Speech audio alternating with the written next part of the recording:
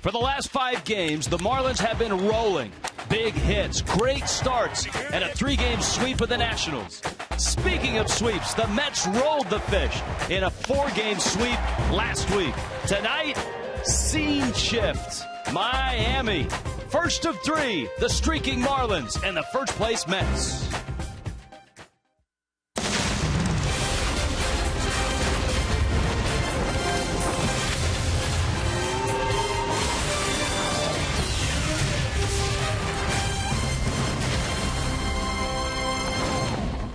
In Miami, the Marlins coming off a real nice weekend sweep for the Washington Nationals. Welcome in the first place Mets. Look at that, 14-5. The Fish now 8-11. Big catching news for the Marlins today in a pitching matchup tonight.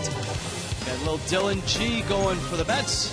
Jared Cozart, a rematch. And these two met up at Citi Field. Hi, everybody. Rich Waltz. Along with Tommy Hunt. Nice to have you back, partner. Hey, nice to have a great group of teammates like yourself, Pavy, Niner, Preston, everybody in the truck. Nice to have everybody pick me up while I was out. Well, the catching news for the Marlins, Jared Saltalamacchia, who struggled last year in his first year with the Marlins and at the start of this year, has been designated for assignment. What does that mean? You know, Rich, after signing the 3-year deal, Salty never was able to recapture what he had in 13 with the Red Sox. He had 40 doubles, hit over 270. What it means is he'll get picked up by another club before he clears waivers, because there are a number of clubs that are interested in catching.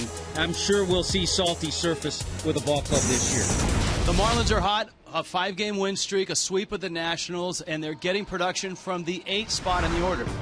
How often do you see a number 8 hitter win National League Player of the Week? That's what Adeiny Hechavarria has done. Just outstanding to see what Hechavarria has done, especially after his 1-for-22 start. How about the number that stands out to me, the RBIs? He's tied for 3rd in the National League with 16 RBIs, and that's coming from a number 8 hitter. So the Marlins and the Mets ready to go.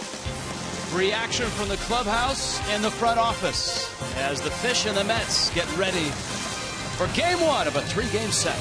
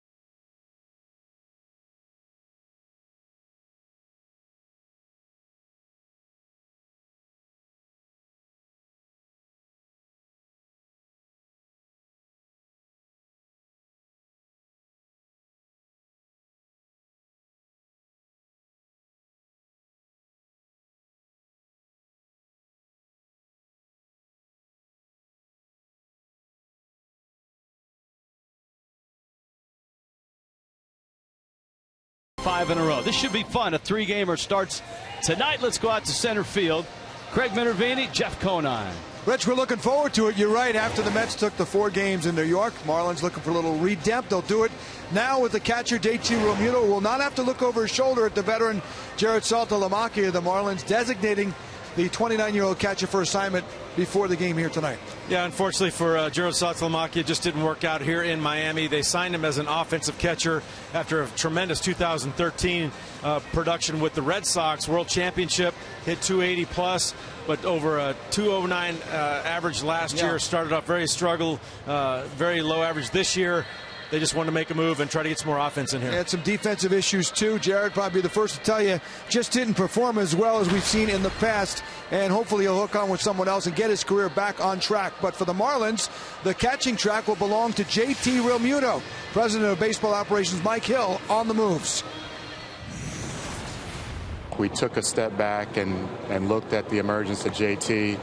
There's no, secret that he has, been groomed as our catcher of the future, and we sent him out of spring training early just so he could get regular at bats for his eventual ascension to the big leagues. And when Mathis got hurt and we called him up, we weren't going to bring him up to have him sit. And plain and simple, we brought him up.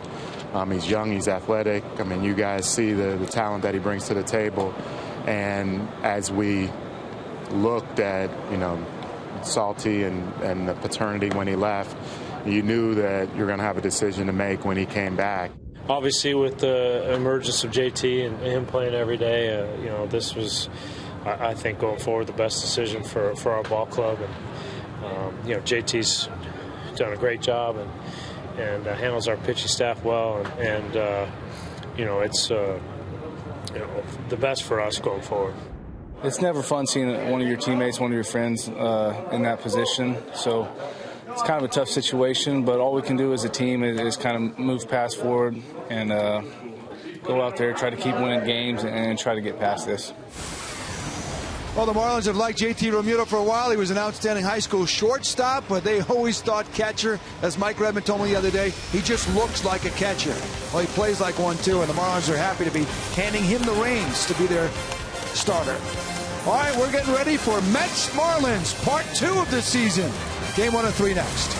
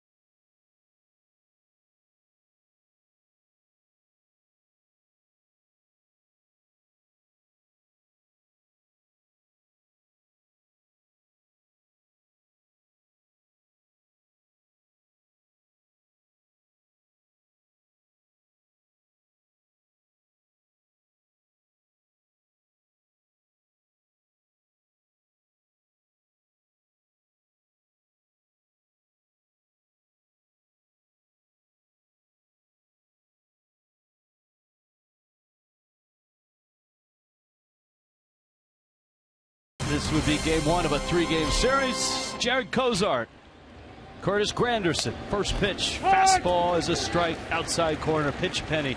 brings it to you. Granderson, Juan Lagares, and Lucas Duda against a 24-year-old right-hander out of League City, Texas.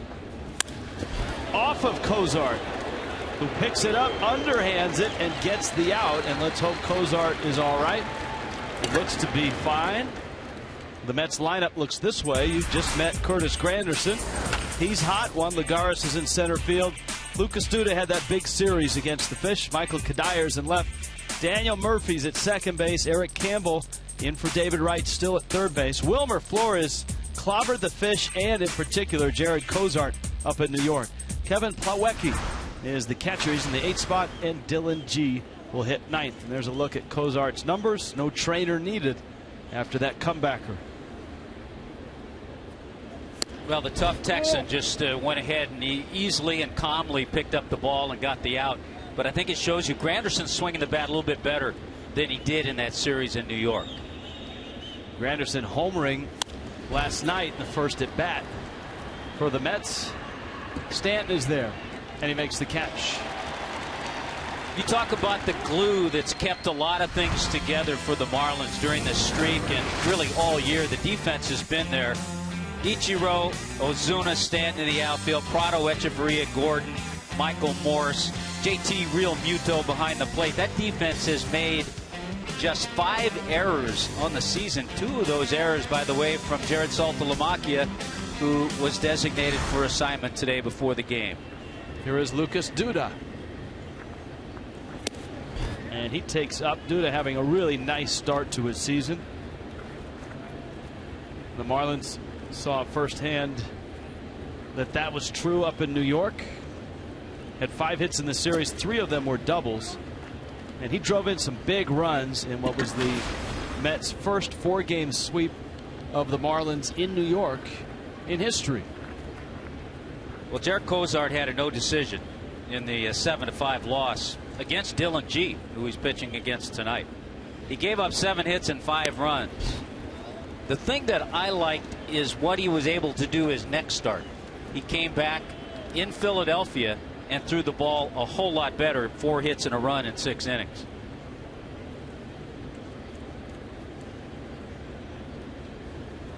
Marlins shifting with Prado now over on the first base side. Echeverria back over at short. And a strike. It's 3-1. Martin Prado. He and Gordon over there with Morse on that right side.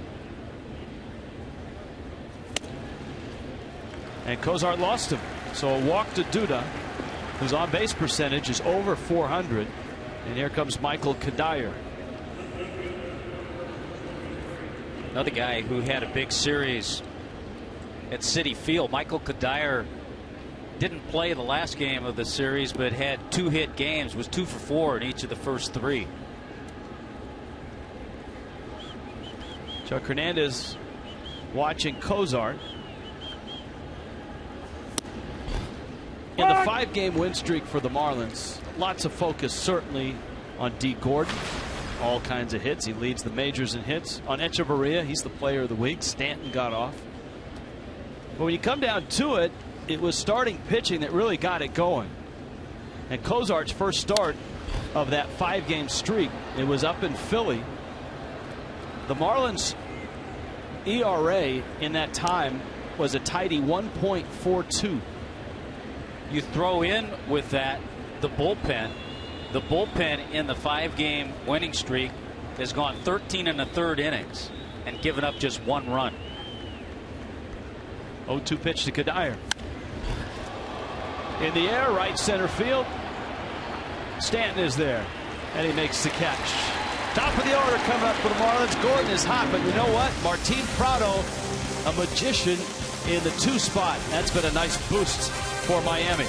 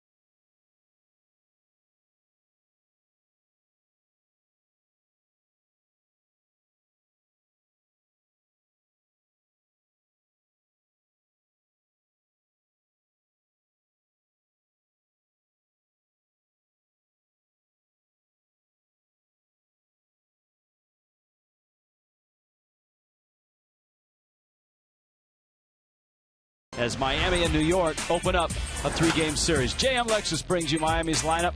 After Gordon, Martin Prado, Giancarlo Stanton's in right, Marcelo Zuna in center, Michael Morse at first, JT Realmuto is the catcher, Ichiro's in left.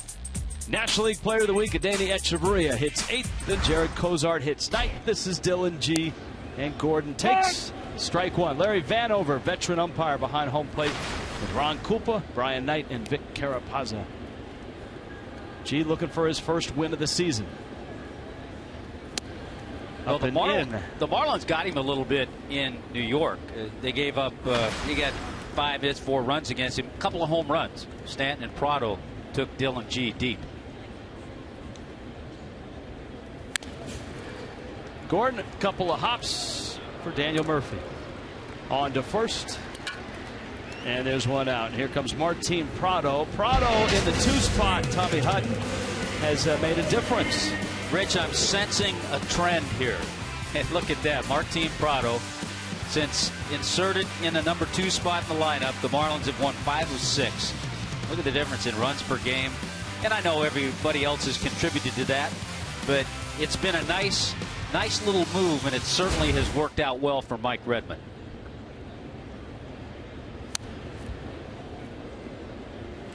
Prado fouls it back to the screen. And remember, at that time, Christian Yelich was going to hit 5th in the lineup. Christian Yelich still on the disabled list with the lower back injury. By all accounts, he's on target to return in his allotted 15 days. Here's a 1-1. Prado, another ground ball for Murphy. And a couple of 4-3s in the book. Mets had a nightmare night last night. They made 4 errors. Wow, they did. Everybody in the infield except Lucas Duda made an error last night. Kadire, Lagares, Granderson. The Mets on a whole have committed 13 errors. Campbell and Flores left side, Murphy and Duda. And Kevin Plawecki is behind the plate. First time we've seen the youngster out of Purdue. Giancarlo Stanton, and G fires a fastball for a strike, and it's 0-1. Stanton's certainly a big part of the sweep of the Nationals. Yesterday, a couple of hits, including an RBI triple. His bat shatters. Flores gathers and just gets him by half a step. Dylan G looks sharp. So does Jared Cozart, and it's scoreless.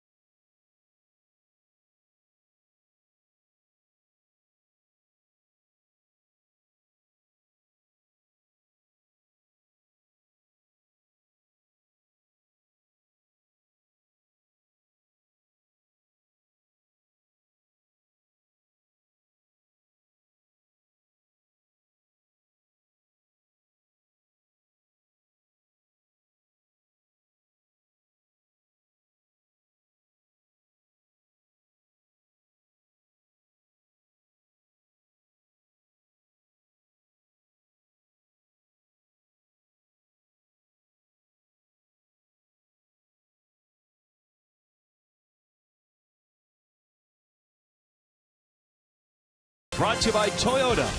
Let's go places. And by Auto Nation. Save on over 70,000 vehicles now. Visit AutoNation.com. hot, really hot in Miami the last few days. Sunset Harbor.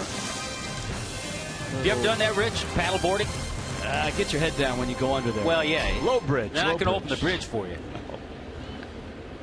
Daniel Murphy, Eric Campbell, and Wilmer Flores for the Mets, who have had a terrific start.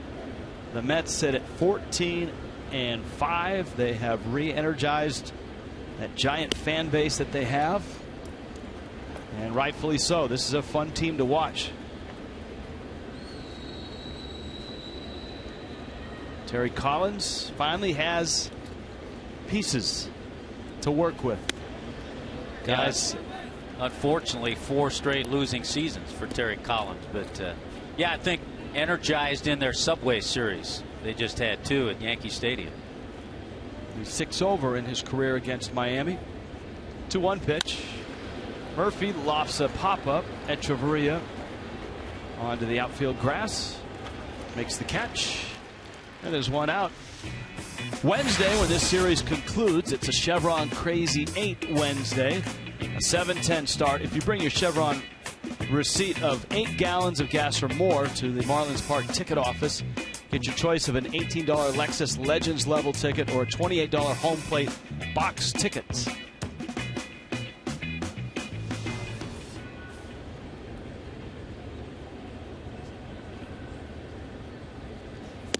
Whoa. Here's Eric Campbell, who the Mets made 4 errors in the field, and they made 1 on the bases last night. Campbell was running on a 1-out fly ball to right. He sends that into right field. Stanton makes the catch, and that added kind of salt to the wounds to the Mets, who lost 6-4 to the Yankees last night. You know, overall, Campbell has done a decent job, but certainly they miss David Wright, who's on his way to start doing some rehab, maybe play a little bit up in Port St. Lucie. The best case scenario, they hope to have him back this weekend. That might be a little early. Cozart misses to Wilmer Flores. Cozart was cruising up in New York. The Marlins had a nice lead, and Wilmer Flores strikes again. It's amazing. And that really was set the tone for that 4-game sweep. Remember, 3-0 lead, went up in smoke in a hurry, and Wilmer Flores, who actually had an 8-game hitting streak going into last night's ball game. So after the Marlins saw him hot, he stayed hot up until last night. He had 3 homers over that span. Even though overall he's a .245 career hitter, but over .370 now with that base hit against the Marlins.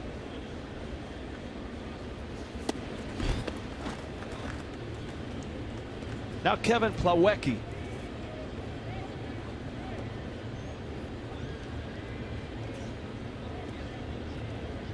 Plawecki, the 24-year-old, Carmel, Indiana. And he takes the ball, and it's 2-0. A Boilermaker. In a way, the Mets are in a little situation with Plawecki, who is their #1 pick and catcher of the future. What do they do if he's hitting the ball well when Travis d'Arnaud comes back? That could be interesting. A little flip to first. Nice problem to have, though, if you're the Mets. Scoreless game here.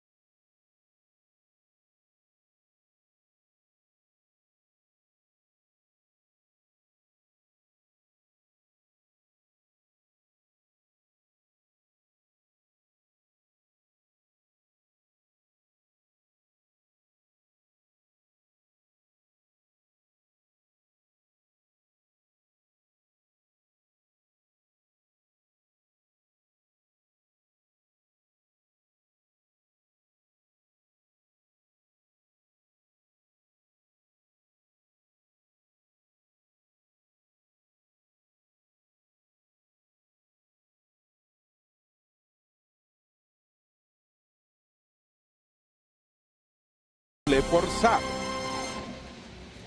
In Miami, Marlins and Mets, first of a 3-gamer and a scoreless game. Dylan G turns 29 tomorrow. What else do we know about him? Well, we gave you a little bit of the scouting report if you paid attention last week in New York. Compact with his delivery. He'll throw that changeup anytime. Has a quick move, quick feet to first base. Marcell Ozuna, Michael Morse, JT Realmuto. And Ozuna swings and misses. Ozuna has brought his average and his production up. Still looking for his first home run of the season. Ground ball in the hole at short. Flores backhands, has time to plant, and makes a nice throw to get Ozuna. If it were D. Gordon or Echeverria, he probably would have had to leave his feet, make a jump throw, but with Ozuna, he had time to plant. Yeah, you factor all that in, and he was able to take time and then show off a strong arm. And over the winter, that was a concern of the Mets. Were they going to have a shortstop who defensively could do the job? So far, Flores has done it. Ruben Tejada, the other half of the shortstop combo, as Morse fouls it back to the screen. Probably better known for his glove and his arm. As the Marlins have seen, Flores better with the bat. Here is Morse. He's one of the hitters in Miami's lineup through this 5-game streak that has scuffled. Rolls it up the middle into center field, a base hit. And Michael Morse has a hit, and here comes JT Realmuto. Marlins Fan Express is back, ready to bring you straight to Marlins Park. You can book this luxury motor coach for your group, 305, or if you have a big family, 305-480-2523. Or you can email groups@marlins.com. Sometimes that last at bat in the game before, remember Morse had that infield single. You know what? Sometimes that picks you up, gets you going in the right direction.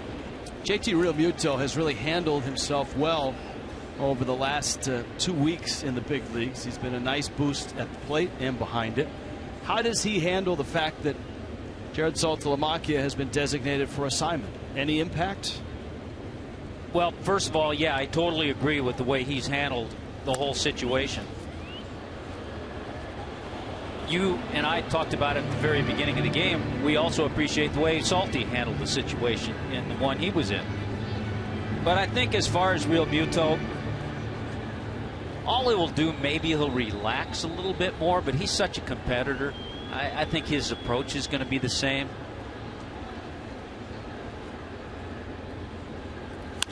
One pitch, center field. Lagares, who put on a clinic up at Citi Field in that 4-game sweep by the Mets, runs it down. And the other thing about JT Realmuto, I know when the ball club's at home, he'll get some help from Jeff Mathis as far as opposing pitchers, as far as setting up hitters.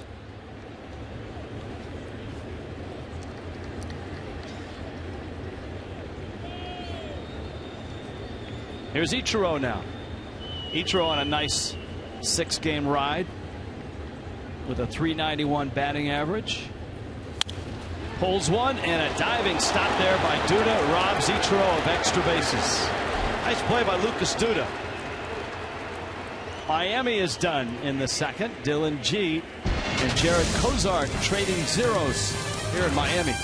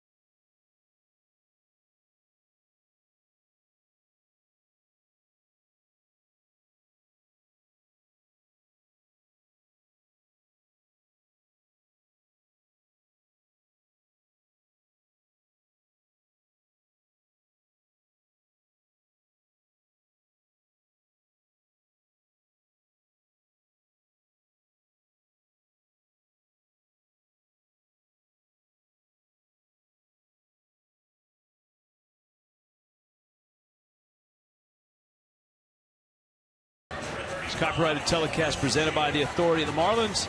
May not be reproduced or retransmitted in any form. Accounts and descriptions of the game may not be disseminated without the express written consent of the Miami Marlins. Dylan G takes the strike from Jared Cozart. Texas natives dueling here. Cozart out of League City, Texas, near Houston. I think one of the things we saw from Jared Cozart in that outing in Philadelphia, we saw the usage of more of his secondary pitches, the curveball and the changeup. And I think that really helped him in Philly. G out of Texas as well. In fact, went to the University of Texas, Arlington. Ozuna. And there's one out. So we to assume they're both. No, maybe not. I got to check with Jared Cozart. See, Houston Texans or a Cowboys? Because Cozart grew up 25 minutes from where the Astros played, Minute Maid. Well, Nathan Eovaldi, who started last night for the Yankees against the Mets, former Marlin. He and Cozart faced each other in high school. Eovaldi was out of that Houston area. So certainly the Cowboys were around there first. Cozart signed out of high school. He got early round money in the 38th round from the Phillies, but he had committed to and was headed to Missouri to pitch. Phil Bradley's alma mater. Smoothie. The count is 1-2. Yeah, we talked to people with the Phillies last week, and they did not want to give up Jared Cozart in that deal that they acquired Hunter Pence. Of course, Hunter Pence, to bring it full circle, went to the University of Texas, Arlington as well. Just it all like comes together. Dylan G. What does he feature? Well, we're going to show you his grips. He has the four seam, the curveball. Notice how that pointer finger, he spikes it, and then a circle changeup that we saw him use, I thought, a little bit more in Philadelphia.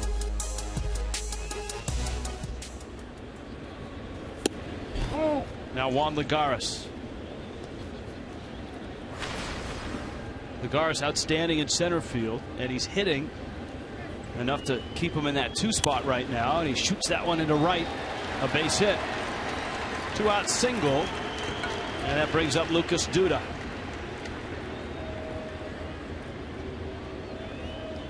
Yeah, that series in New York, Travis d'Arnaud was hitting in the number 2 spot. And prior to that, David Wright was hitting in the number 2 spot. Well, when you've got the addition of Michael Kadire, he can lock down the 4 spot. Duda, of course, really blossomed last year once Ike Davis was shipped out. Daniel Murphy down in the 5 spot. He's one of the bats that has had a little trouble getting going, though he's been better of late. He's a guy you could put in that number 2 spot as well. Now the Marlins, as we discovered in New York, will shift the shift. Start with Prado, the third baseman, on the third base side of the bag until there's 1 strike against Duda. Ooh, that's close. If we could see that shot again, the ball rolling at home plate, JT Realmuto almost stopped that ball with his mask, which is not legal. Yeah, it's a reaction, but you're right, not legal. He may have touched it. I don't know that anyone in the Mets dugout caught that.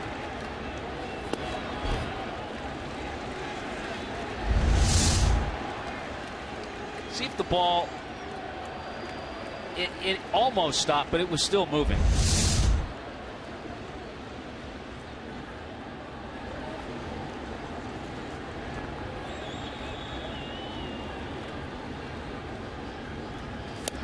Duda swings. There's that good changeup. And misses the changeup. It's 2-2.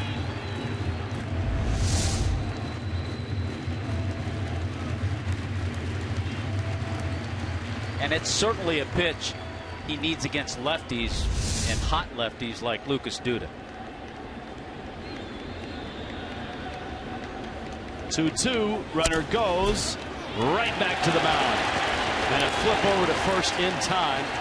And Cozart is through the third. Still scoreless in Miami.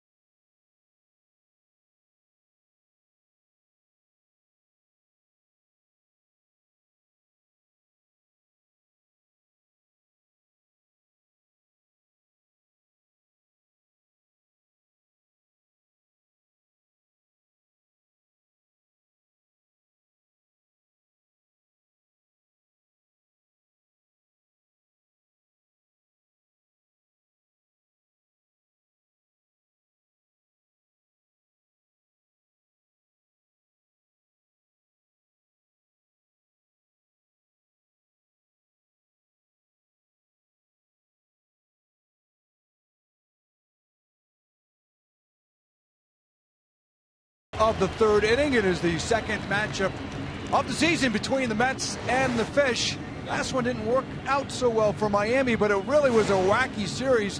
The Mets won all 4 games, but not in the normal way you win. They won by playing well in the middle innings in particular.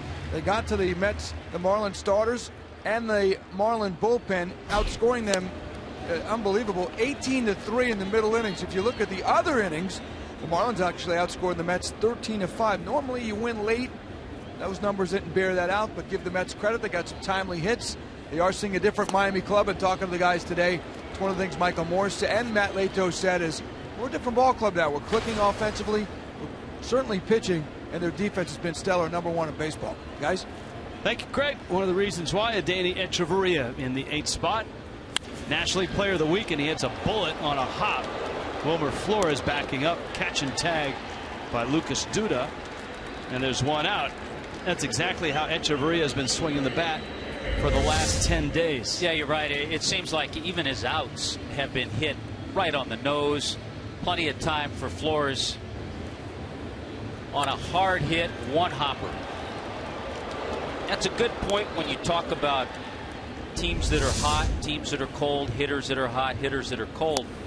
It's one thing you do when you have that scouting report in the scouting meeting.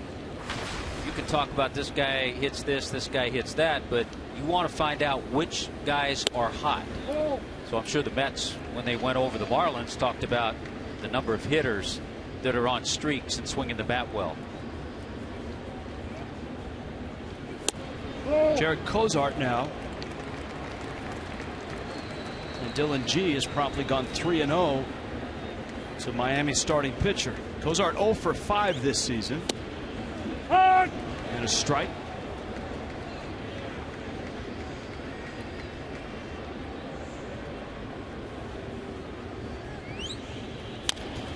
Cozart goes after a 3-1 pitch.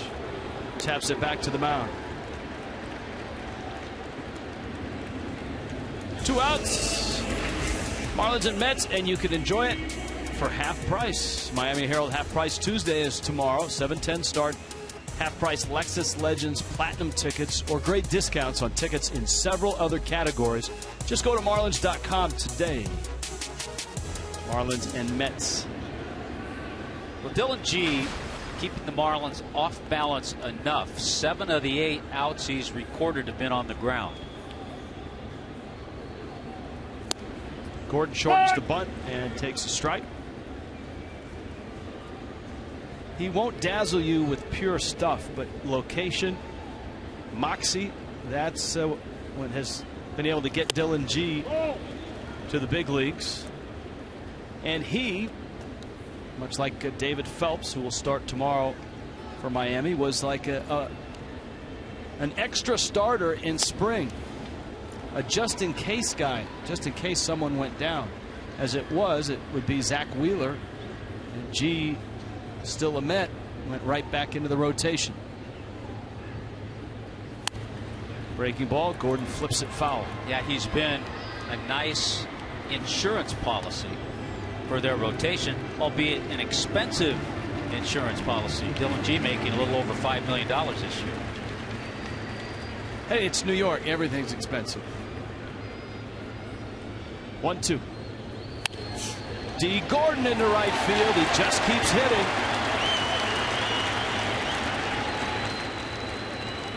.33 hits now for Gordon. You know, and the thing that's been impressive, he turns, is able to bring his hands in, pulls that pitch. We've seen him with 10 infield base hits. We've seen him go the other way for base hits. And there's no one in the National League that has more.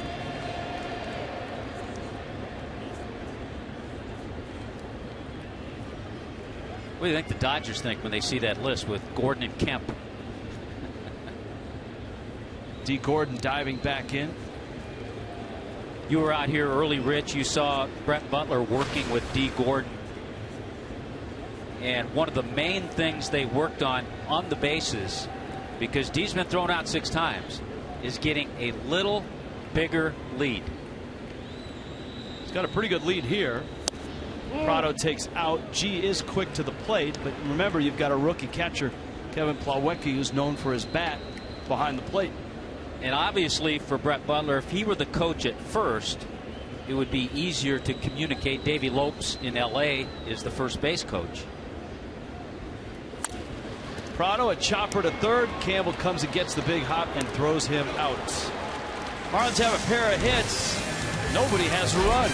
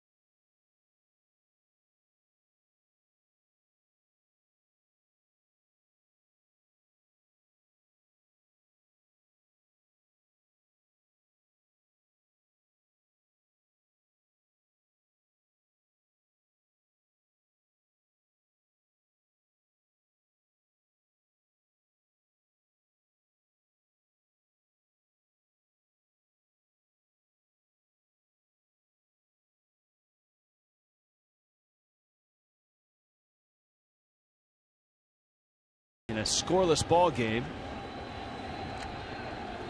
Marlins and Mets. Marlins Park all lit up, and Jared Cozart goes to work. Michael Kadyr's in the box. And a breaking ball for a strike opens the at bat. It's a nice Monday night crowd. You always get a number of Mets fans, which is good because I always think it brings out the best in the Marlins fans. Absolutely. I mean, look. Now you're supposed to say absolutely. Oh, see, now here you go. If the Marlins are able to keep playing the way they're playing, and come June, July, both teams are in contention, then you're really going to have something.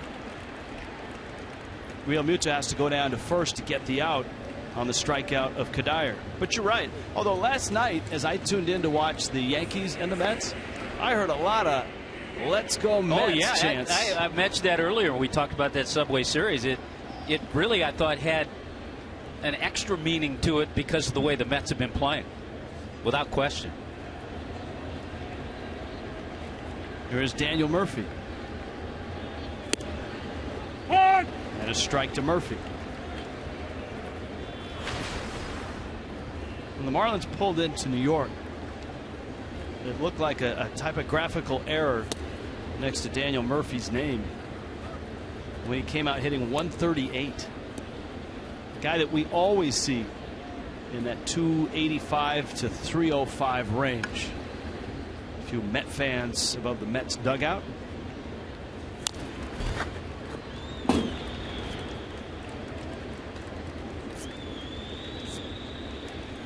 You would expect the next time the Marlins see the Mets, which is at the end of May in New York, Daniel Murphy will be up around 240, 250. You could see him in another part of the lineup, too. Yeah. Well, he's normally been in that 2 spot or the 3 spot when Wright's been down. But he's a career 290 hitter, career 333 on base, and a career 419 slugging.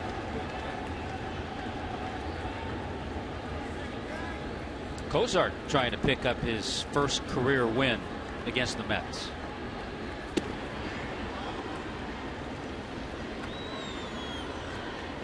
But only making his 3rd career start against New York.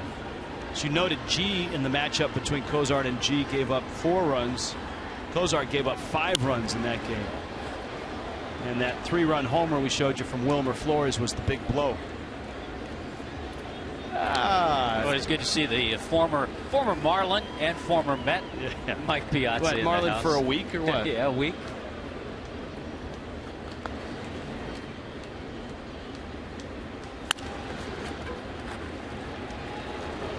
D. Gordon on to first. And Daniel Murphy's out. He could be on that Mets franchise 4. He was last night in a lot of the discussion during that game. South Florida Honda dealers bring you Marlins Live, getting you ready for tomorrow's Email Twitter Tuesday. Craig Minervini, Jeff Conine host. 6:30 start. There's some new attractions here at Marlins Park, and Jessica Blaylock will be exploring the park tomorrow night. Well, let's see. We had Jessica in. Well, we didn't have her. She did it out of her own kindness. In New York, brought us a Shake Shack, a shake, which was delicious. Maybe tomorrow night. No, even though Jose's not pitching, possibly down from Taste of Miami, a nice Cuban sandwich. You have no conscience. I mean, we're not even at tomorrow, and you're already begging for a Cuban sandwich. Counts 1-2. Campbell swings through the breaking ball, but it is nice to have you back. Now, my compliments again to Preston and Niner and Pavy for picking me up, for you and for all the guys in the truck. We have a good team. We have a team here too. So, yeah, a little DL time, but nice to be back.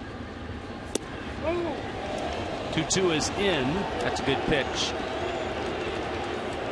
That fastball cut a little bit, may have fooled Larry Vanover, maybe not. We'll see. Nope, good call by the veteran umpire. To right, Stanton there, makes the catch. Eric Campbell out number 3 in a 1-2-3-4.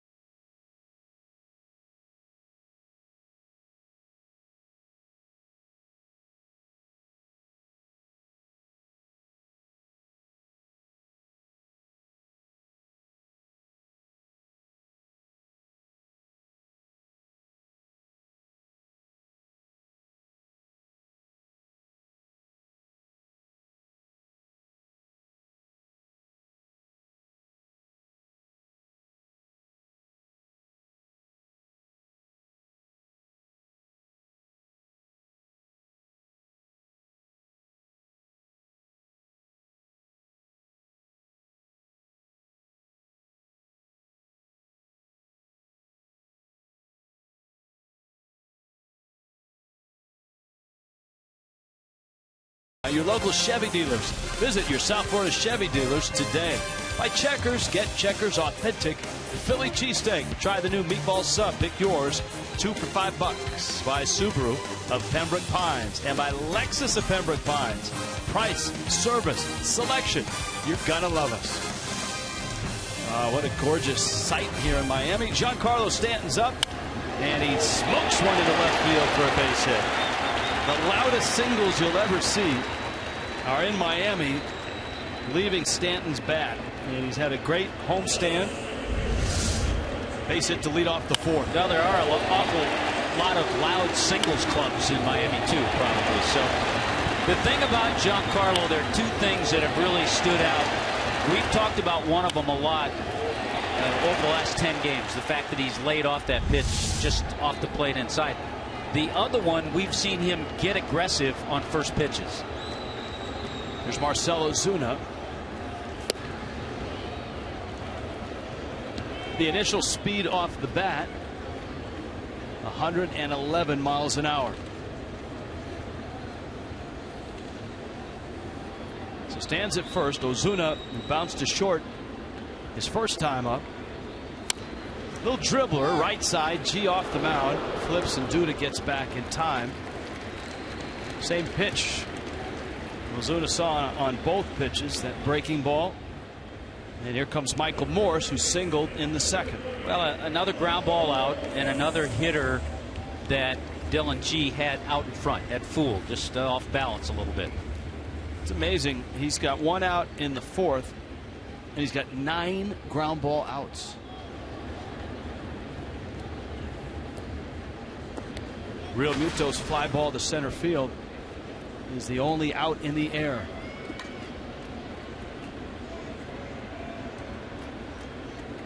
Mets do shift the infield for Morse. That was close. Ron Kulpa says no swing.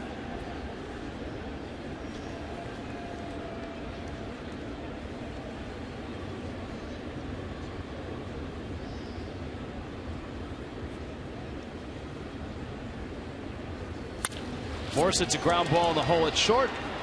Flores gets the out. 10 of the 11 ground ball, or 10 of the 11 outs have been ground ball outs. He's broken a few bats, which tells you even though he's not overpowering, he has hitters thinking other stuff. And then he's had a few hitters off balance out on that front foot. And he's also been extremely efficient. Look at his pitches, 36 pitches.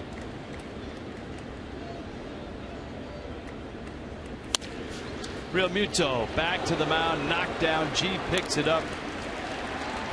My goodness, the ground ball outs keep coming.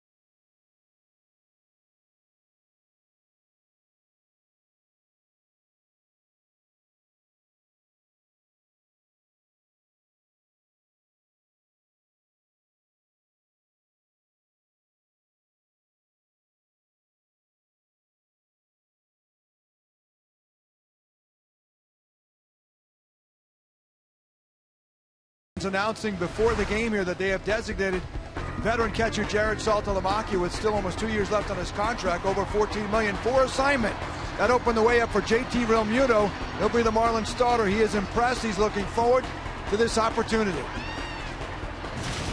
Yeah, I feel like I'm prepared for it, about as prepared as I can be. I got plenty of time in the minor leagues, plenty of help from a lot of good coaches, so they've prepared me well for this situation. Hopefully I can shine and help this team win. We've talked about him as a shortstop and obviously a heralded high school quarterback in Oklahoma. The Marlins really liked him. As Mike Redmond said, he always looked like a catcher to me. They would convert him to catcher. He took to it fairly quickly. Said he always had a great arm, perfected it to the single-A level at Jupiter, and kept getting better. Mike Hill told me today that he blocks a ball as good as any catcher in the big leagues. And he said the sparkle in JT's eyes last year when he went back to Double-A Jacksonville after succeeding in the big leagues and told himself, I know I could play there now. Mike Hill said, we all noticed that, and we noticed the way he led the Suns to 14 straight wins toward the end of the year and eventually the Double-A championship. The Marlins are happy to have him. He also said one other thing, that injury to Jeff Mathis, you never want to see anybody get hurt. If there was only one positive aspect to that, they did get a look at JT to convince them that what they saw in Realmuto was real. They're happy to have him leading the way. Guys? All right, thank you, Craig. And for Mathis, he continues his rehab from the broken hand. Best case scenario for Mathis, another 3 weeks. And a good guy for Realmuto to be around. And great to see and hear of his leadership qualities, because you love to have that catcher who's kind of the general out there lead.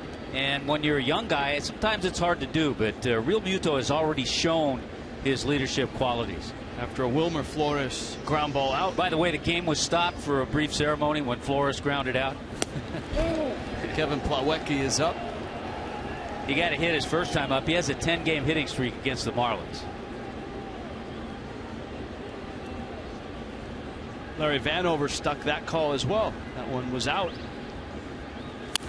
Breaking ball. Prado picks it. Nicely done. It's not an easy play. Cozart looks strong here into the fifth. Geico Marlins moments.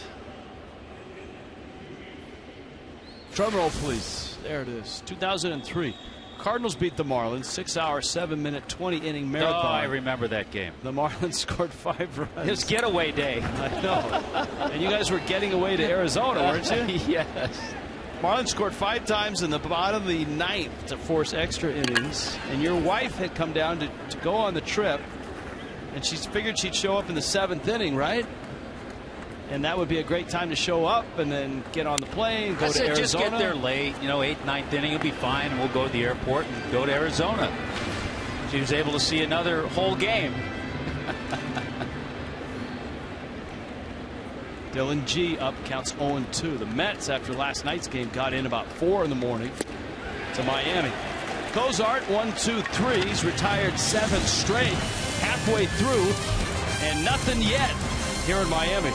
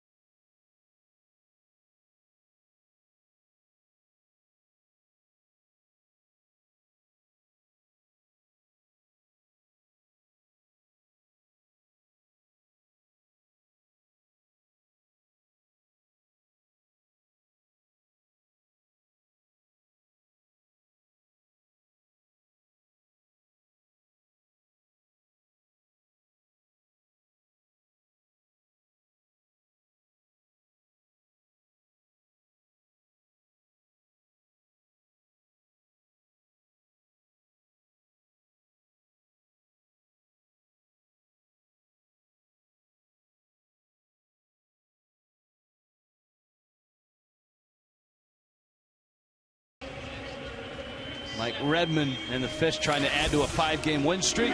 Toyota trend since April 18th. Marlins are leading Major League Baseball in batting average, second in hits. You can see the leadoff hitter has been getting on. A lot of that has been D. Gordon. Ichiro as well getting on base down in the lineup. And here is Ichiro with Adeiny Echeverria and Jared Kozar. Just a great scene in the Marlins clubhouse Saturday night after the ball game.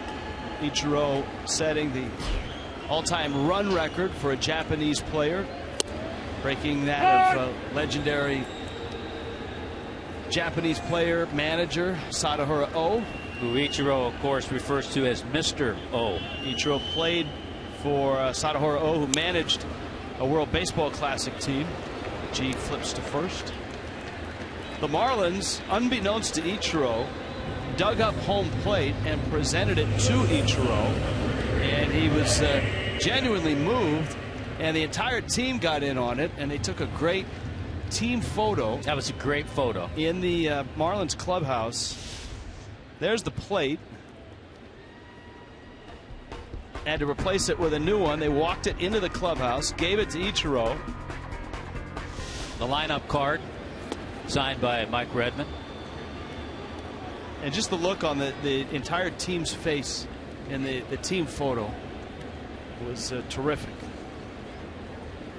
So is Dylan G. He's been outstanding. Echeverria trying to check his swing. G's out front 0-2. Echeverria hit a one-hop smash to short for an out in the third.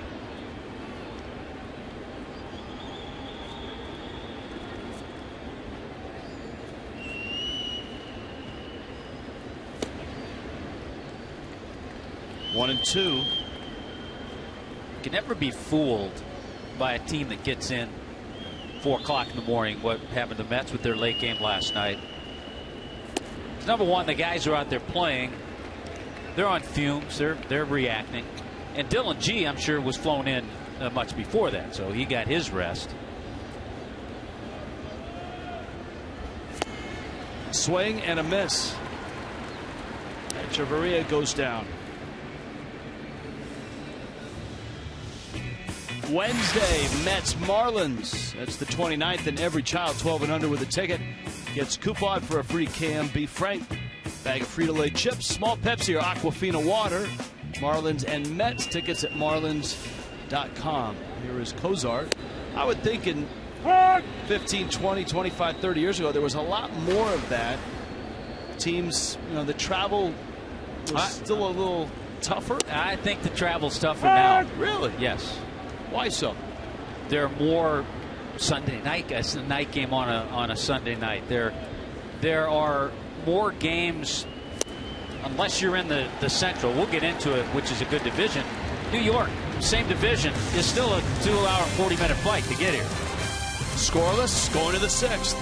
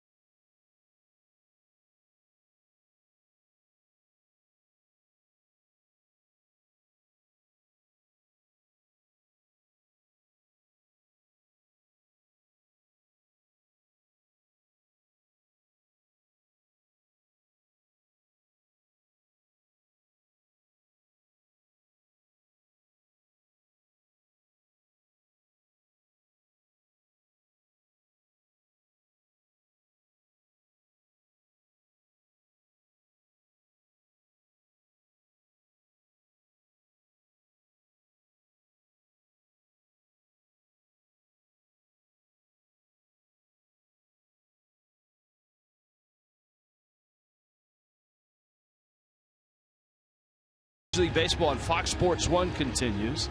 And it's a doubleheader. Interleague out west. Angels, Giants. That's a World Series rematch of long ago.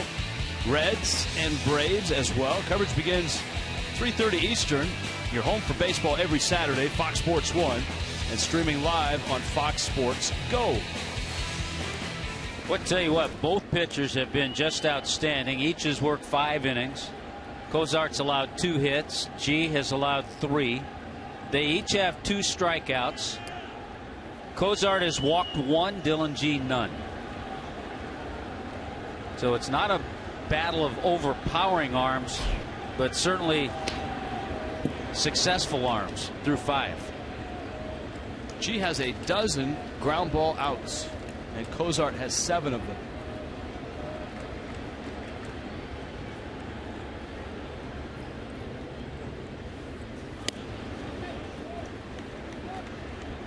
Curtis Granderson, top of the order for the Mets. Granderson bounced off of Cozart back in the first, and then bounced out to second in the third.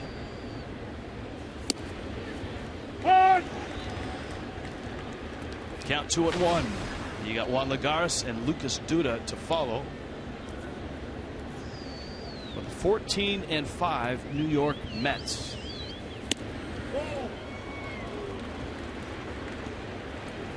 Second best record, actually the best record in the majors, better than St. Louis, who came in at 12-4. Second best start in 19 games in Mets history. No swing. Granderson didn't go and trots down to first. Well, the Cardinals usually find a way to deal with things, but boy, what a big blow in losing Adam Wainwright with that Achilles injury that it sounds like could keep him out the entire season.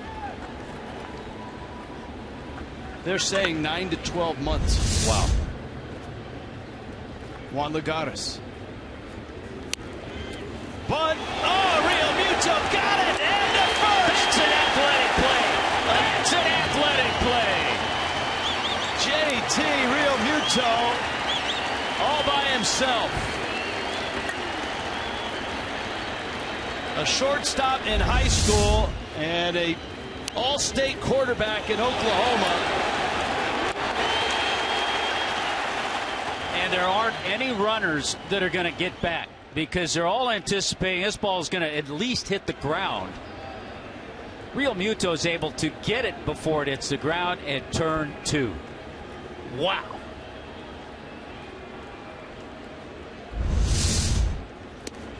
Check that one out a few times tonight. So with 2 outs, here's Lucas Duda, and the count's 1-0.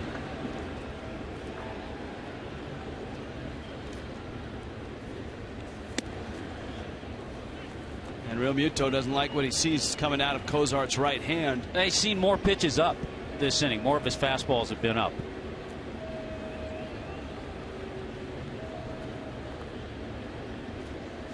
It's amazing. Cozart needs just 1 out to put 6 innings in the book and continue what has been a run of really nice starts from the Marlins starters,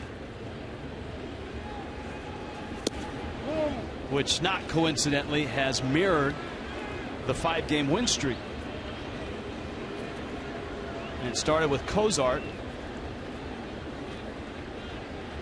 with that win in Philly. He beat Cole Hamels 6-1.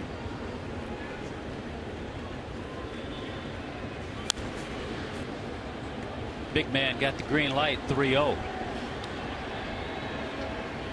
Why not in a low scoring game like a tie this? ball game, when you're a hot hitter and you have the power, absolutely.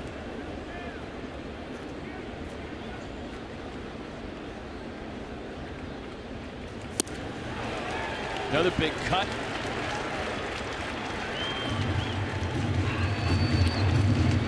Three and 2. Now, he just threw him a really good fastball, and he could come back with the same pitch. It would be a good pitch.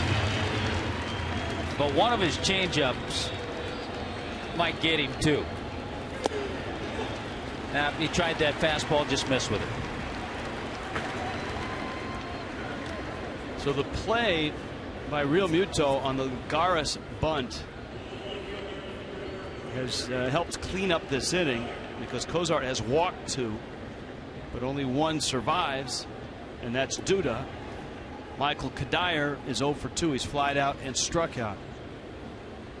Braves and Nationals are 1-1 in the bottom of the 4th. That one fouled out of play. The Nationals, after having been swept here by Miami, are at 7-12, same record as the Phils. Phillies are in St. Louis tonight. They have to deal with John Lackey and the Cardinals. They were still trying to figure out if Scherzer would make his next start too. No, will not. He will miss a start. Kadire hits it pretty well. Stanton has room and makes the catch. Jared Cozart, 6 scoreless innings, 0-0.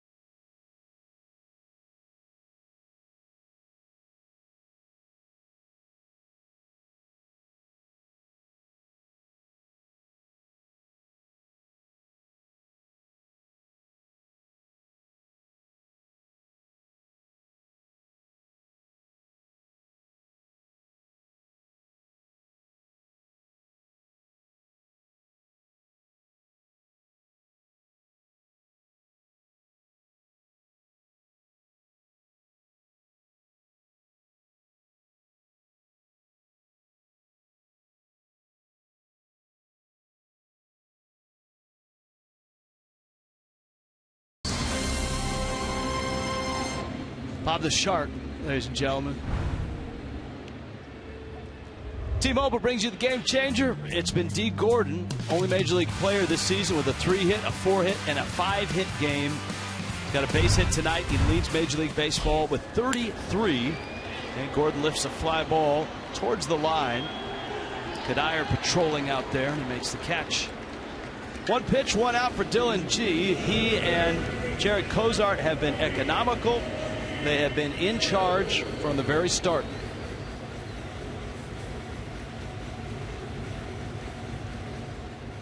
One of the rare fly ball outs. Martin Prado, a couple ground ball outs. A lot of those from Dylan G.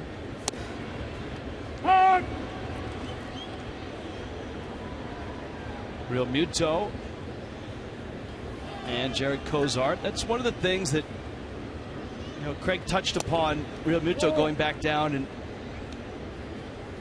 Jacksonville winning that Southern League championship with Real Muto leading the way in that late season charge and surge is the leadership. That's the one of the things that has shown up on his scouting report ever since he was a high school player.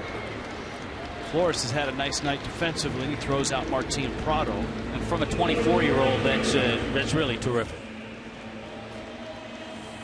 They got one 24-year-old and Jared Cozart, another 24-year-old.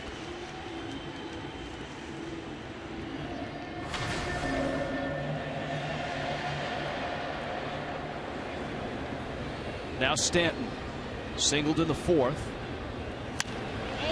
And he lifts one high. Would love to have that one back again. Giancarlo would love to have it back again. 5-pitch inning, 52 pitches. through 6 innings for Dylan G.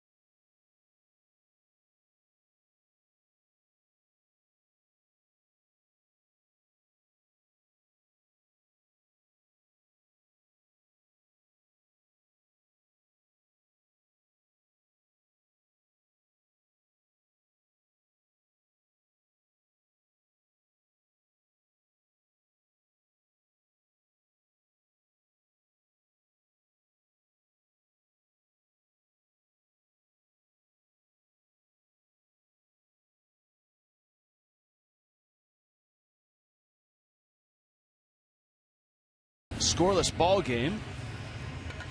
This weekend, the Phillies are in, and on Friday night, it's a Fireworks Friday. You can dress up as your favorite superhero. Get the Superhero Night Package. $25, Marlins.com/special events. You get a fireworks show after the game, and you get to come dressed as a superhero. It's superhero meet and greet. We have not been informed which superheroes will be in attendance. But stay tuned to your Marlins television home. I'm sure we'll be able to get that information out right away. Here's Daniel Murphy. And he takes outside. Murphy, Eric Campbell, and Wilmer Flores.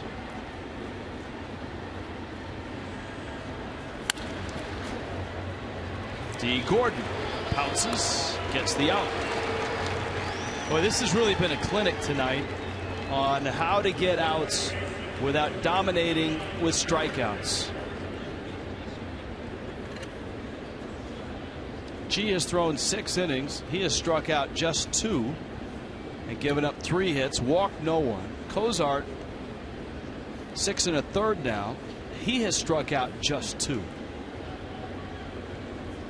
This is one of those matchups that is fun to watch because, yes, the guys who are throwing 96 and 97 and blowing guys away and picking up the strikeouts, that has its own part of fun. But this is interesting because you've got defense, you've got guys making pitches, not overpowering hitters, fooling hitters. And I know one of the popular metrics is batting average on balls in play, and many feel that, balls in play will even out. But not all balls in play are created equally. And if you've watched this game, a lot of broken bats, a lot of pitches like this. A lot of guys out front. Yes. The art of pitching is on display tonight. Wilmer Flores is up. He singled in the 2nd, bounced to 3rd to lead off the 5th, and Cozart misses away.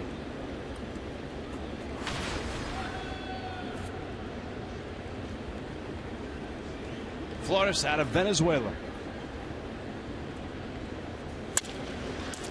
Right back at him. There have been a lot of those as well. Comebacker, broken bat, another ground ball out, another scoreless inning. 7 pitches in that inning.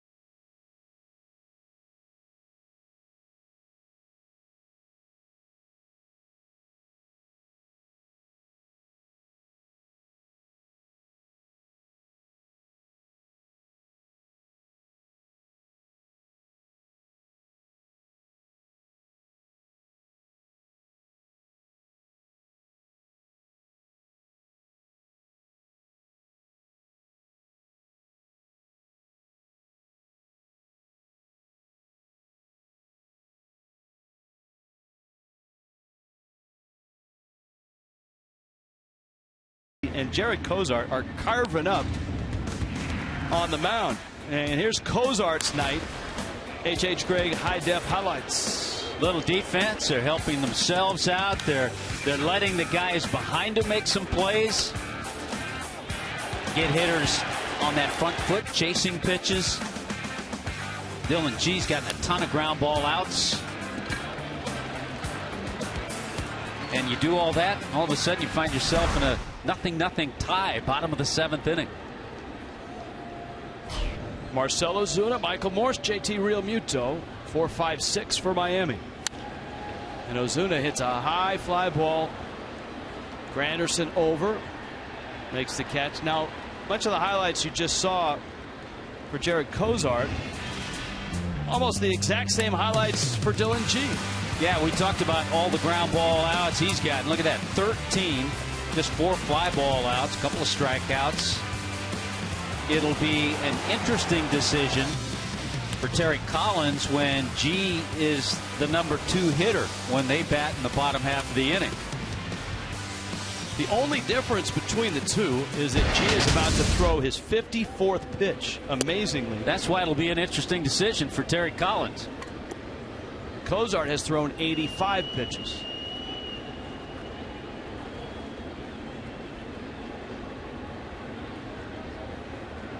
Morse had a single up the middle. Fouls it back. Here's another impressive number for G. Look at the ball strike distribution on the left. And that's why I'm sure we have fans at home saying, "What are they swing at the first pitch for all the time?" That's why. He's in the strike zone, and one of the ways to beat a guy like that first pitch sometimes the best one you see. Unfortunately, the Marlins haven't gotten hits on that first pitch. As Jeff Conine described over the weekend, you ambush him. Yeah, you just attack him. And that I'm sure was a game plan against Dylan G.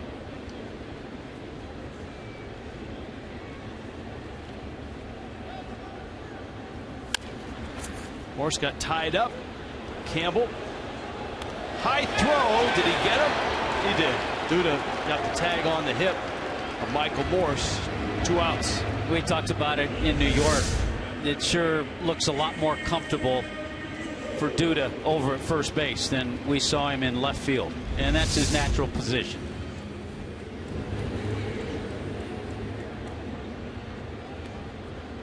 Realmuto, a fly ball out to center and a comebacker. So he's 0 for 2. Just 5 hits. This game isn't even an hour and a half old. See, and you knew that JT Realmuto had to take a pitch there.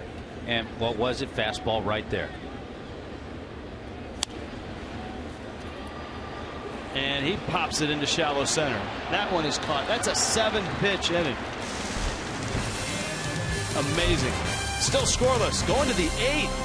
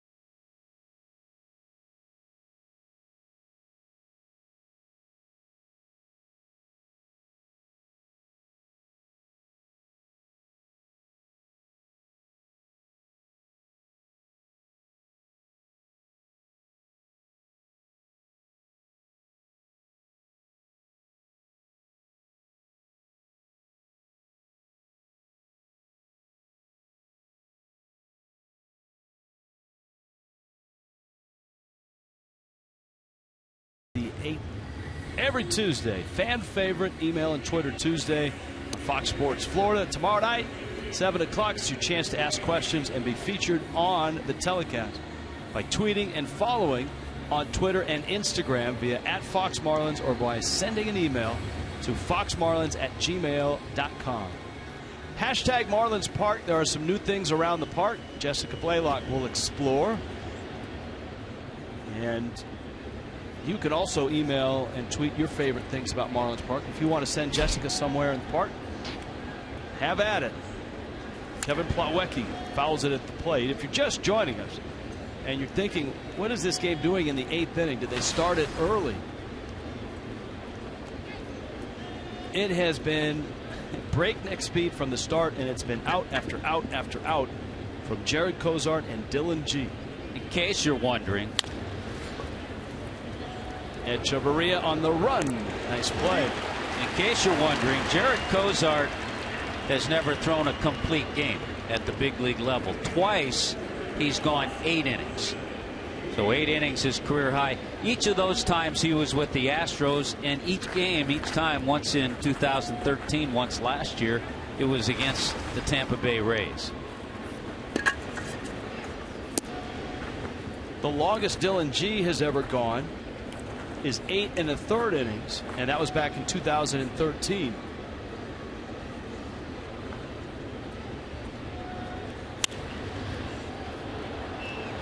To center, and Ozuna is there, and he makes the catch.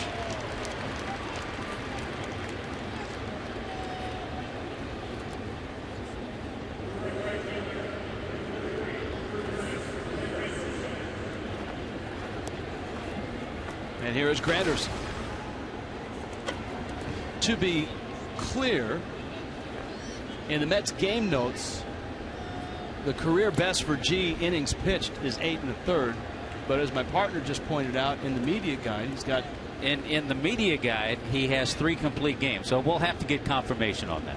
Well, maybe they were range shortened. I don't know. And we won't shoot Jay Horwitz. No. But he may butt dial you. So G out number 2. Granderson's up. Counts 2-0.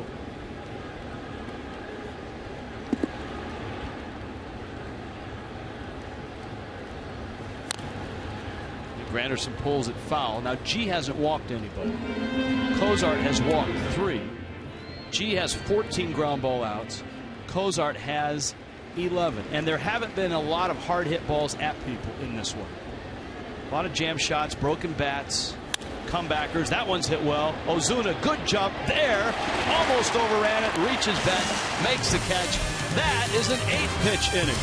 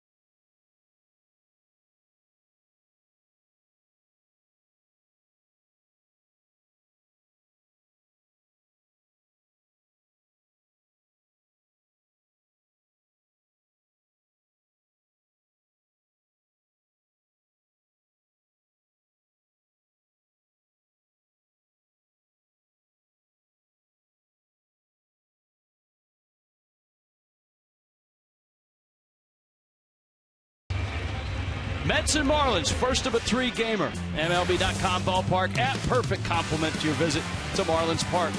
You can view maps of the ballpark and menus, order food from your seats, and even access and display your game tickets for entry into any Major League park. Check into the ballpark app and receive special offers and gifts. MLB.com ballpark app. Get it today. Marlins trying to get a run. Bottom 8, scoreless. 60 pitches. That's it for Dylan G. Ichiro up first. Outside corner. It's 0-2.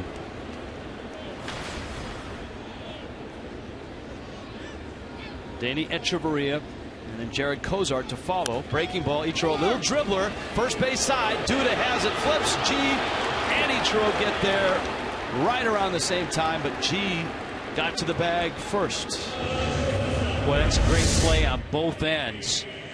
Duda has to get rid of it. Thought he might flip it out of his glove. He didn't. The nice high flip in plenty of time for G, who you saw got there just ahead of Ichiro. Nicely done on both parts, Duda and G. 20 of 25 first pitch strikes for Dylan G. In Miami's bullpen, Steve Cishek is heating up. In a tied game in your home park, oftentimes closers are used in the top of the 9th inning.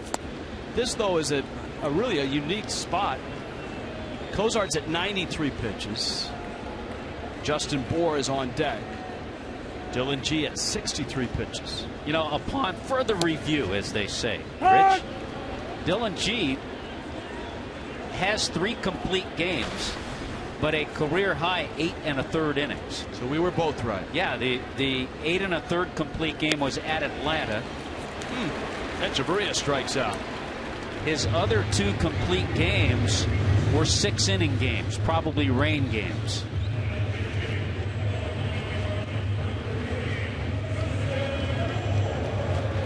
Justin Bohr will face Dylan G here in the bottom of the 8th inning. Bohr getting the start this weekend and coming through nicely. On Saturday night, 2 for 3, 2 RBI hits in the win over the Phillies, and he sends that one into center field. Justin Bohr has got a pinch hit. Well, you know what? He's also 2 for 2 now as a pinch hitter. He hasn't hit line drives, but you know what? He's maybe just starting to get a little more comfortable in that role, which he was not comfortable in last year. And that's understandable for a young hitter. So he drops that in. Let's see if the Marlins pinch run for him. And they will with Reed Brignac. So Bohr with a pinch hit. Brignac will pinch run. There are 2 outs in the bottom of the 8th.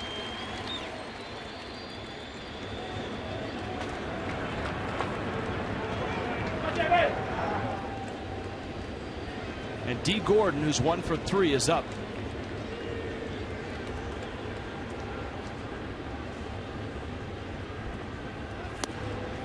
And G, as he's been doing all night, opens the at-bat with a strike.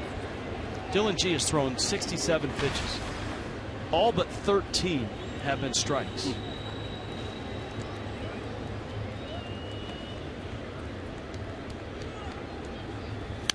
Gordon into left field. That's a base hit. Brignac to second. And Miami has a couple of 2-out hits here in the 8th. And another 2-hit game for D. Gordon.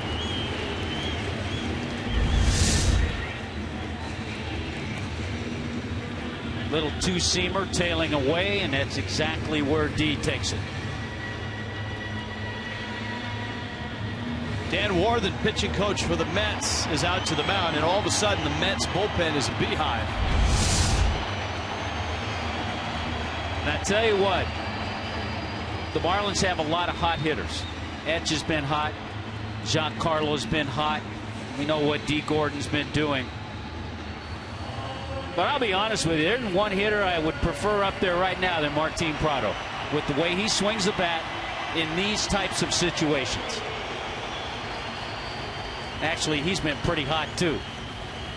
Well, he gets his shot. Look at the pitch by inning count for G, who's at 68 pitches, has thrown only 13 balls in a scoreless duel with Jared Kozar. Prado has a ground out to second, to third, and to short.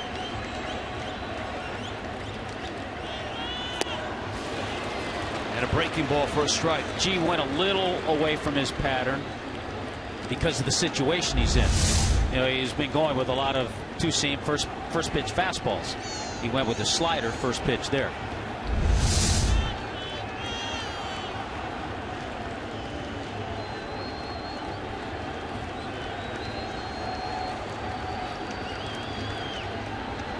Prado had a very good series against the Mets up in New York. Little liner, it's into right, a base hit. Brignac will score. Gordon to third. Miami has the first run, and it's Prado that delivers. Is it a better guy I'd rather have up there than Martin Prado? After that first pitch slider, he said, all right, things are a little different in this at bat, and he adjusted.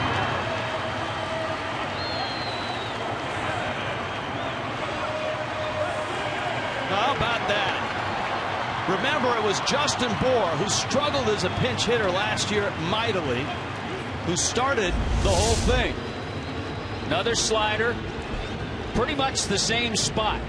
And Martin said, okay, you're going to adjust, I'll adjust. That is to a T for Martin Prado. Well, remember, we showed you early in the telecast what the Marlins have done ever since Prado landed in the 2 spot. Mets are going to take G out of the ballgame. Torres is coming in. A Kendall Toyota call to the bullpen.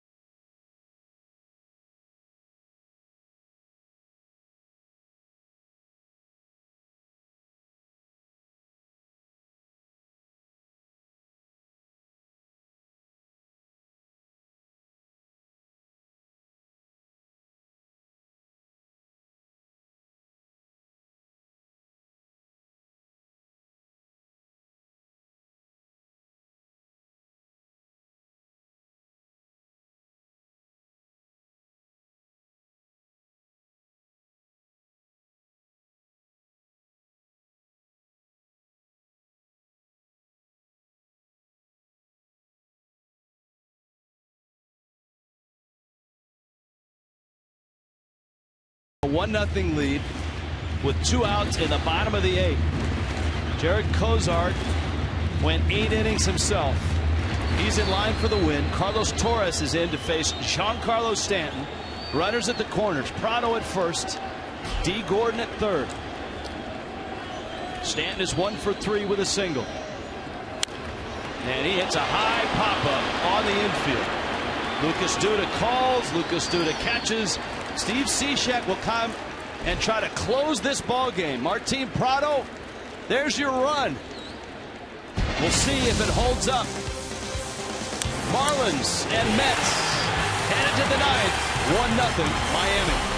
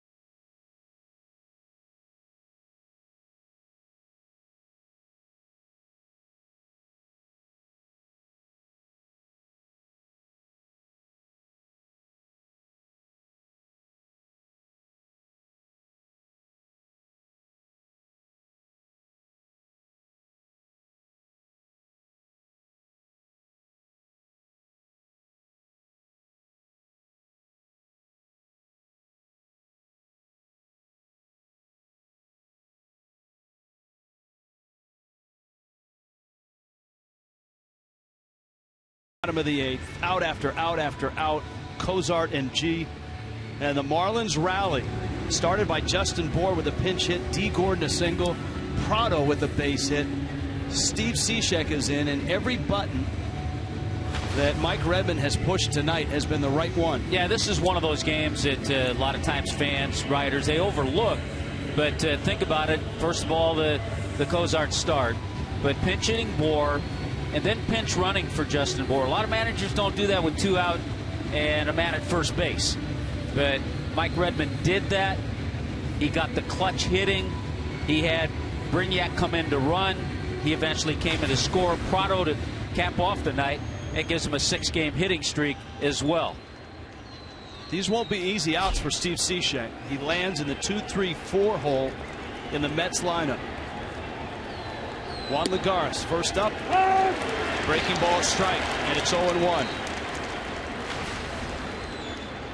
The recent work all of a sudden now is good for Steve Cishek in this situation.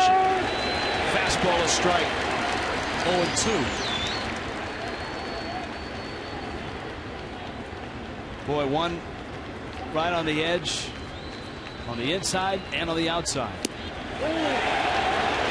No swing. I think that's a part of Schreck's game that goes unnoticed at times.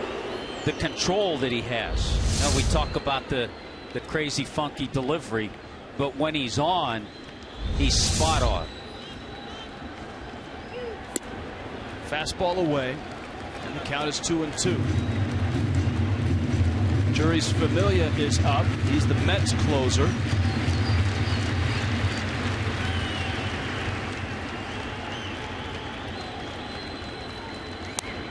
Lagares fouls it off. Obviously important to get the first hitter, but even so, with Lagares having some speed.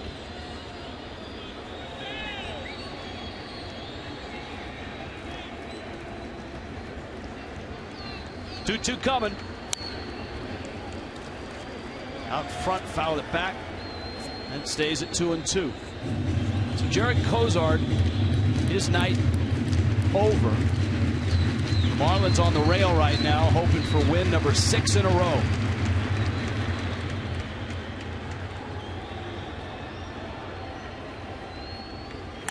Breaking ball, fly ball. Ozuna back, and it's over his head, and it goes to the wall. Lagares to second. He'll hold there. Not a good route by Marcell Ozuna, and it's a double for the Mets to lead off the ninth. One of the few times you're going to see Ozuna fooled on a ball. He came in, tried to adjust, and that ball carried on him further than he thought. One of the things the Mets did extremely well in the 4-game sweep in New York was get a runner on, get him over, and get him in. And they've got the ingredients here with Duda up and Kadire on deck.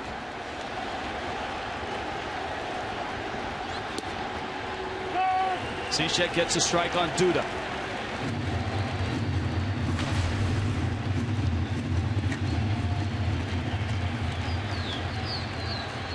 Infield shifted over that right side, and the outfield deep. Ball gets through that right side, and this game is tied with the speed Lagares has. You know, there's a couple of things Lucas Duda's thinking about. First of all, he's an RBI guy. He wants to drive that run in, but I'm sure in the back of his mind he's saying, if I can pull a ball and drive him in, okay, but if not, I can at least get the runner over to third. 2-1.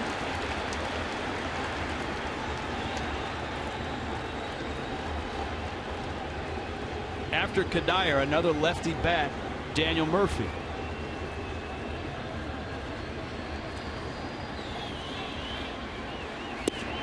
Breaking ball just missed, and it's 3-1. Pitch number 4 was out.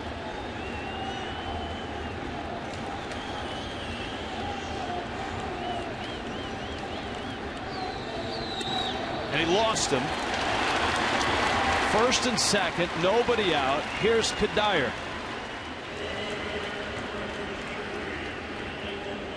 How do you play it if you're Terry Collins? You have a veteran guy, a guy's won a batting title. Probably hasn't done a whole lot of bunting. Probably not. Probably still can. And susceptible to a double play if he hits the ball on the ground.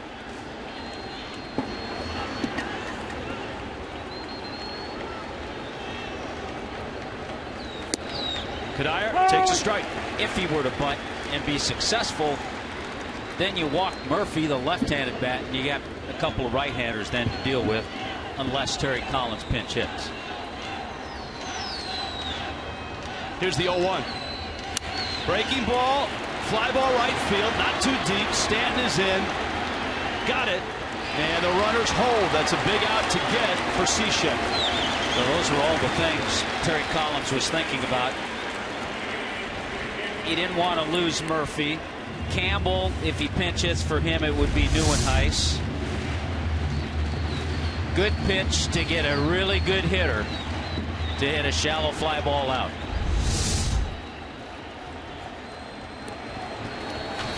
Murphy has bounced to second twice and popped out. All those at bats against Jared Kozar. Game in the balance, top of the ninth, 1-0 Miami. Cishek against Murphy. Breaking ball misses. It's 1-0. A couple of times Steve Cishek has missed, but not by much, with that backdoor breaking ball.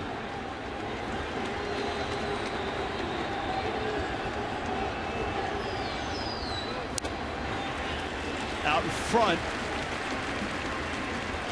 all offseason, Steve Cishek, and you can see Kurt Neuenhuis, who's had great numbers against Cishek, on deck. Cishek has looked for another pitch against lefties, and that changeup is something that he worked on in the spring. 1-1. Fly ball right field, well hit. Stanton goes back. It's deep, and it is gone, and the Mets have a 3-1 lead. Daniel Murphy, a 3-run homer. A game changer for the Mets.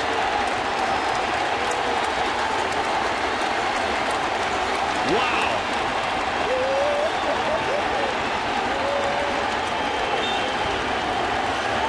And just like that, the Marlins on the brink of their 6th consecutive win. The Mets, and a Warren Henry drive of the game, take a 3-1 lead. A middle-in fastball, second home run of the year for Murphy. Had a couple of doubles last night, so he's starting to heat up. Now Cishek tries to regroup and keep it at 3. And for Jared Kozar and the Fish, a tough one to watch. Murphy back-footed that ball. Really spun on that back foot and lifted it. Campbell knocks one down the right field line. Stanton trying to cut her off. Does. Campbell around first. Stanton's throw to second is not in time. And the Mets have a runner at score position now. And right now, Steve Cishek just doesn't have any command. A lot of real hittable pitches for the Mets. Not a lot of velocity either. What's frustrating thing to watch after you saw the night that Jared Kozar had.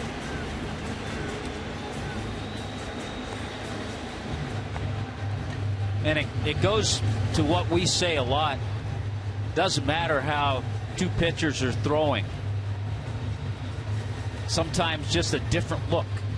I mean, Kozar was unhittable tonight. He gave up 2 hits to the Mets. Mets have 3 hits, all extra base hits in this inning.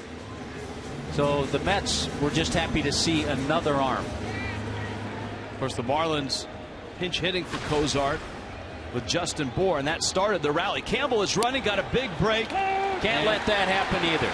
And he steals third. I know things aren't going well for Steve Cishek, but you can't let that happen and just give the Mets, a runner who doesn't have speed, the opportunity to steal third base. Wilmer Flores takes in. And the count is 1-1.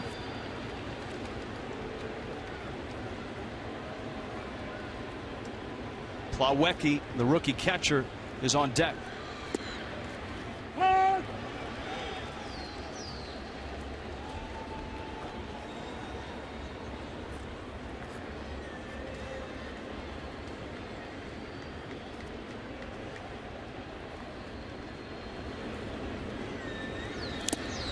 And a swing and foul tip into the glove of Real Muto. He holds on.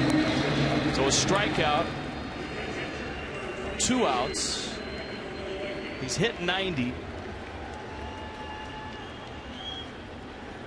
Generally, Steve Cishek a little above that.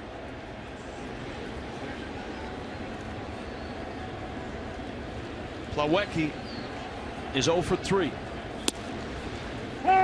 Outside corner, and it's 0-1. Remember, Lagares hit the ball to right center. Ozuna, not a great angle, not a great jump. Got over his head, and the inning started with a double. Duda walked. Then Murphy, with 1 out, drove one into the seats. There's your due-up. Ozuna, Morse, Real Muto with Familia ready to go. Check swing, no swing. And it's a whole different inning if Lagares doesn't lead it off with the double. And if Ozuna gets a normal jump, the jump that he usually does, I think he makes that catch.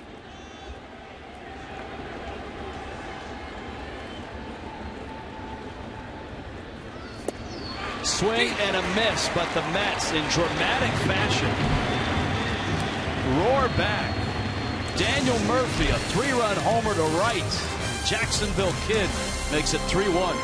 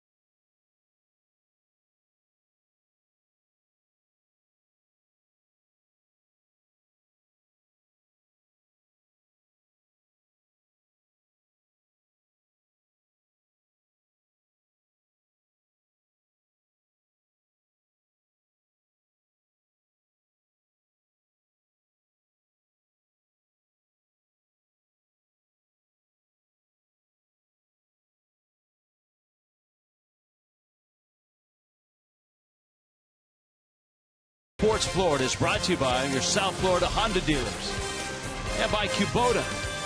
For more information or to find a participating dealer, go to FloridaKubotaDealers.com. Marlins Park roof closed.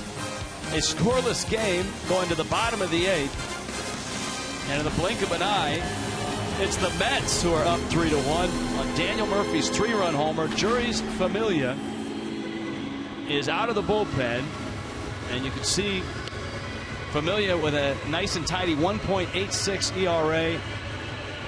He already has 8 saves. He's 8 of 8, and 3 of those came in that 4-game sweep at Citi Field.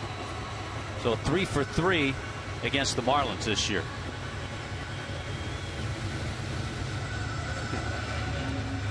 Here's the odd part with G and Cozart pitching so well. This is Carlos Torres' game to win for the Mets. Isn't that something?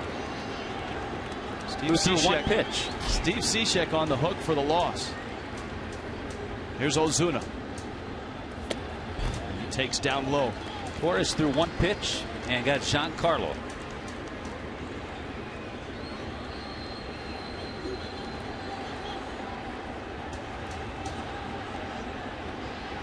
If the inning progresses, you've got Ichiro hitting 4th, Echeverria hitting 5th. Familia dots the outside corner. It's 1 ball and 1 strike. Well, the hitters will see a little more giddy up from Familia than they did from Dylan G.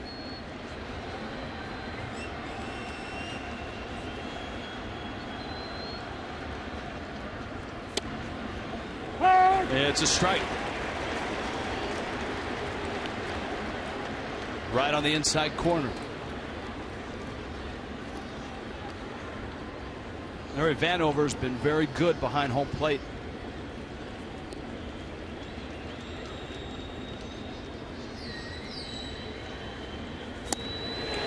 Down goes Ozuna. So 1 out. Here comes Michael Morse.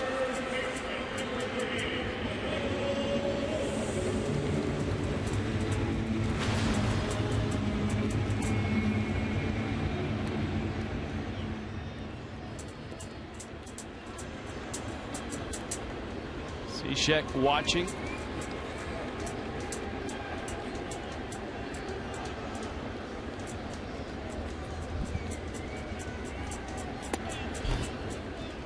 Boy, the life has been sucked out of the Marlins fans here. Understandable. Yes. After watching Cozart and that dramatic 2-out rally in the bottom of the 8th.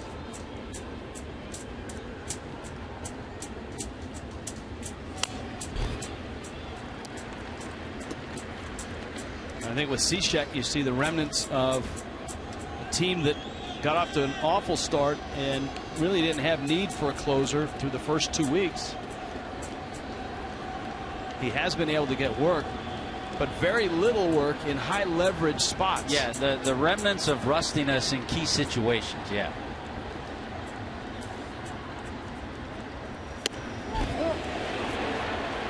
That's a swing and a strike. It's 1-2.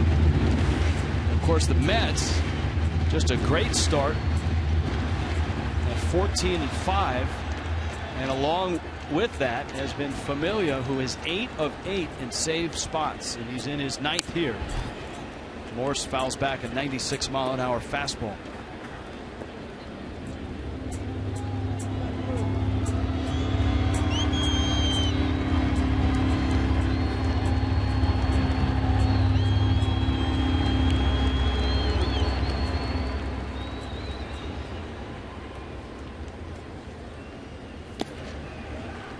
Count goes to 2-2.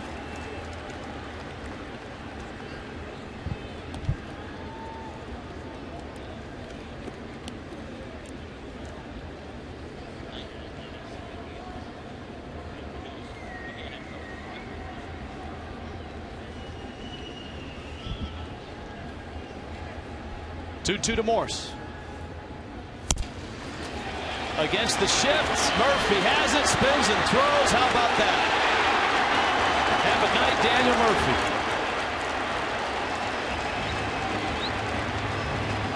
Known for his bat more than his glove. That was a nice play. He had a long way to go. They're playing Michael Morse in a semi-shift. He knew he had time. Keeps his balance after making that pick. And then a perfect throw to Duda. So with 2 outs, Real Muto now.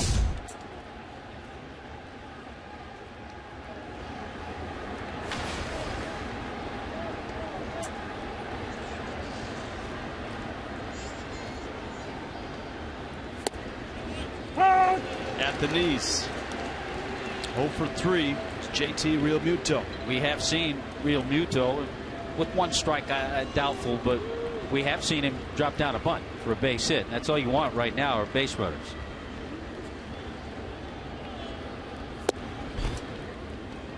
The Marlins in that series up in New York put themselves in a position to win in the Jared Cozart start, but remember, had that snatched away from him on a Wilmer Flores 3-run homer.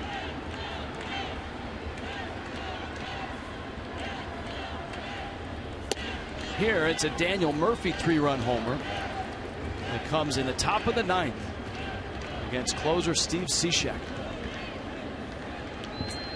Ichiro and then Echeverria.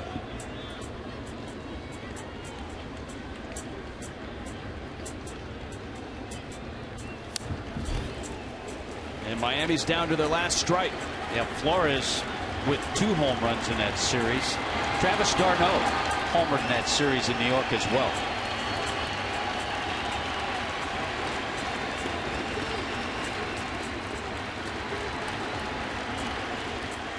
Two and 2 with 2 down, and Miami down 2. Realmuto up the middle. Flores has it on the run, got him, and the Mets in dramatic fashion get a 3-run homer in the top of the 9th from Daniel Murphy, and in a scant 1 hour and 58 minutes the Mets snap Miami's win streak. 3-1 the final. What a magical ride it's been for the Mets so far this year. 15-5 now are the first place Mets. And for the Marlins, a tough one to take. So close to a win, so close to 6 in a row. Instead, they fall to 8-12. Marlins Live is coming up next.